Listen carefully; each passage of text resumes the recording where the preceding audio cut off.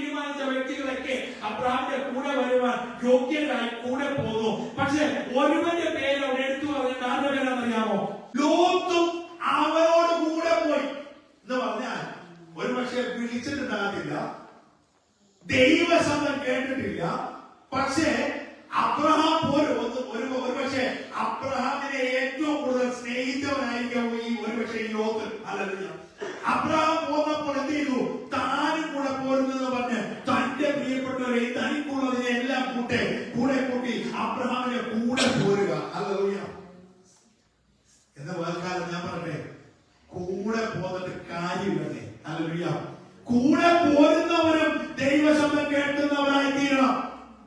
ഇല്ലെങ്കിൽ കൂടെ കൂടുന്നതും നിന്റെ ജീവിതത്തിൽ ദൈവവുമായിട്ടുള്ള ബന്ധം സെപ്പറേറ്റ് ആണ്.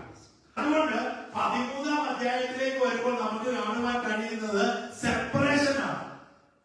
ഈ സെപ്പറേഷൻ സംഭവിച്ചു കഴിയുമ്പോൾ യോർദാൻ അരികെയുള്ള പ്രദേശമൊക്കെയും നീരോട്ടമുള്ളതും എന്ന് കണ്ടിട്ട് ആ സ്ഥലത്ത് എന്ന് പറഞ്ഞാൽ പ്രോഗ്രസ് ആകുവാൻ പറ്റിയ സ്ഥലം.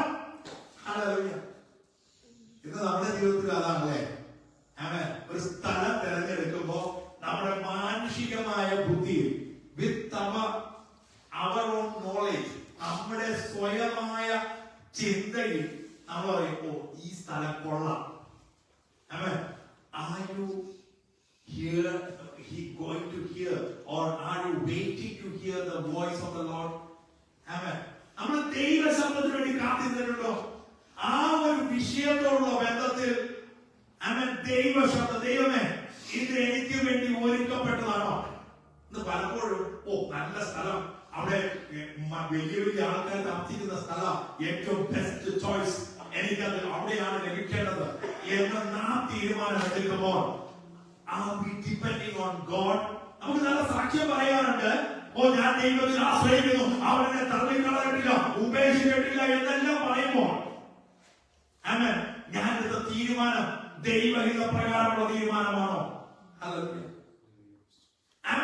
ദൈവഹിത പ്രകാരമുള്ള തീരുമാനത്തിന് പ്രകാരം ശൂന്യമായ മരുഭൂമിയിലാണെങ്കിലും ദൈവത്തിന്